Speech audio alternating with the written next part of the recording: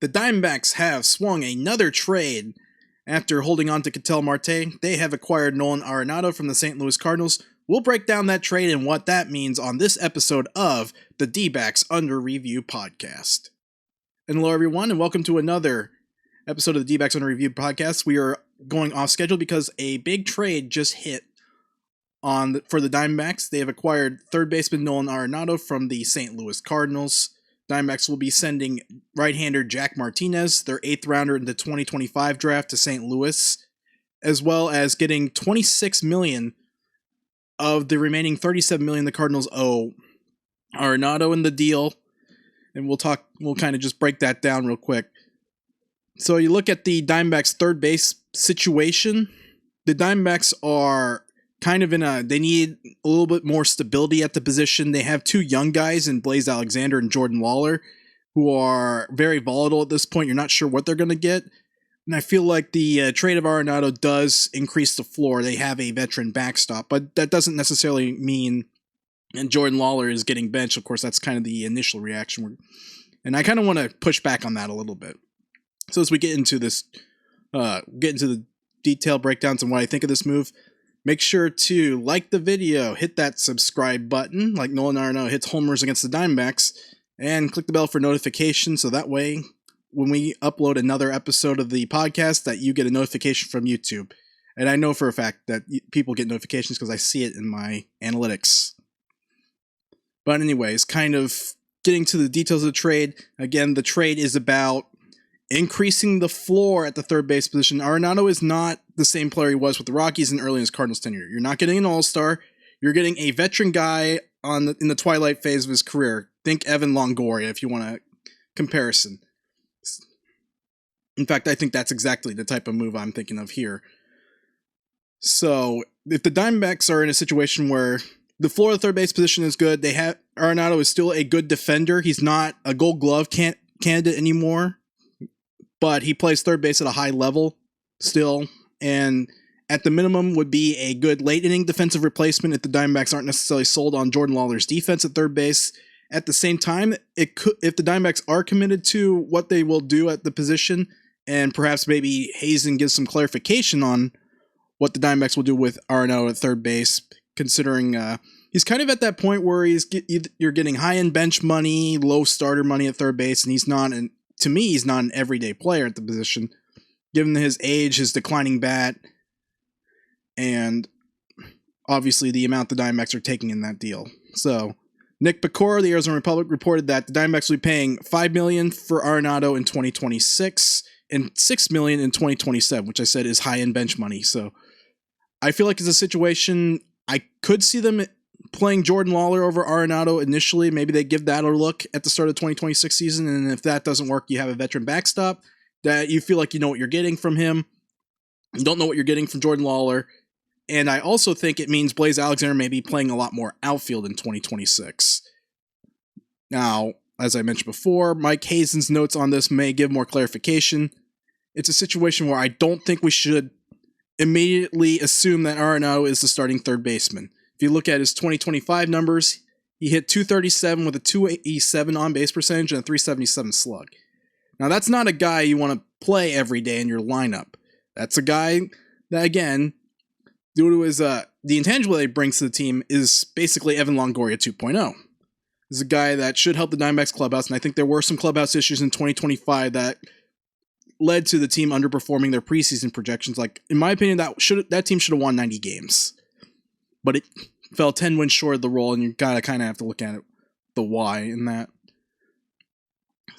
But, like I said, it's a situation where the Diamondbacks can test run Jordan Lawler at third base, and if that doesn't work, you got Arenado there. Alexander's also an option, although I feel like Alexander's production to Arenado is roughly 1-to-1.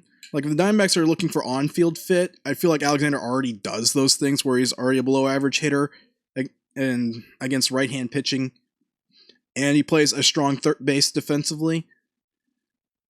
But I also think this is also to address clubhouse concerns. Like I said, you had the Ketel Marte stuff come out in August. You had a team that basically collapsed at the end of July. Now, they came back in August and September. They kind of went on a little bit of a mini run and kind of got back into the periphery of contention at the end of the season.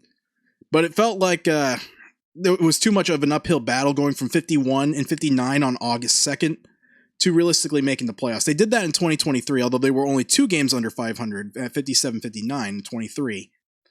And they had all the pieces. It was just a matter of making that run, which they did, in a similar National League situation where 84 wins was going to be enough to make the postseason. But unfortunately, it's a situation where the Diamondbacks just ran out of gas at the end of the season. It's a situation where it's top heavy, and without their top players, it's a team that's tough to contend. And they're going to have most of the 2026 season, they're going to be without their ace pitcher. Burns is not going to be back until after the All-Star break, most likely coming back from Tommy John surgery. They don't have their 2 closers, Martinez and Puck, because it's a situation where the Diamondbacks didn't necessarily have to have a this is the closer situation when they had both of them, because like both guys can close situation. It's one of those situations where you have 2 closers. It's not you have none. It's you have 2 closers and 2 guys can legitimately close, and they won't have that until the second half of the season. It's basically tread water until Burns, Martinez, and Puck return, and then hope for the best afterwards. That's the Diamondbacks' 2026 outlook. Now with Arenado, that gives you a guy who can play, good clubhouse president that can play, whereas with Corbin Burns, it's like, yeah, he's a good clubhouse guy, but he's not playing. He's not contributing on the field anytime soon. Arenado certainly gives you that, as well as a veteran backstop if Jordan Lawler doesn't cut the mustard early on. And as I said before in here, what Hazen says about the third base position is going to say a lot. Again, Arenado's money isn't necessarily high enough that the Diamondbacks are like, oh, we got to start this guy. Even though he's certainly going to out-earn Lawler by nearly $5 million. Like, Lawler's going to be minimum salary, whereas Arenado's $5 million. But, and maybe Gambo can shed some light on that as well, because most likely this video will post before his show goes up. Although it might post right around the time his 2 to 6 p.m. Arizona time show goes up. But until we get, so long story short, this is a good deal for the Diamondbacks. They're not paying a lot of money for an aging veteran in the twilight phase of his career. He brings intangibles to the Diamondbacks clubhouse that I feel like legitimately improve the team without him necessarily stepping on the field. And because of that, I think they are a better team with him there. It's just a matter of, can this team play their potential? Like I said, they have four legitimate all-stars at the top of their lineup, because they held on to Ketel Marte, and along with Marte, they have Corbin Carroll, Geraldo Perdomo, and Gabriel Moreno are guys that should be considered all-star candidates in the 2026 season. And it's a matter of question of putting things together. The rotation is okay. It's not the best rotation, but it certainly can hold if it's healthy. It's not a terrible rotation. And then they have to figure out the bullpen. And I think it's a situation where it's like, okay, they still need a right-hand hitting first baseman. I feel like, Paul Goldschmidt's the right pick for that role. And then you get Goldschmidt, you get the bullpen, and try and figure it out from there. Because the Arenado trade pushes the Diamondbacks' CBT salary number to $208 million. Because we're doing $5.5 million. In that situation, I think they're at 208.5, with the McCarthy trade saying 1.5, and then Arenado being up there for 5.5. So it's going to be a developing situation. Like I said, the offseason's still not complete yet, because they still need to get that back end guy. They signed Johnny Lasagna, Jonathan Loaisiga, who is a potential back in the bullpen arm, but he's on a minor league deal, and maybe you want another arm to work with that. You don't necessarily want to commit to a guy who hasn't been healthy for his career. But again, it's a pretty interesting situation. Like I said, I think it felt like the Diamondbacks were going to sign him when their interest was first known in December.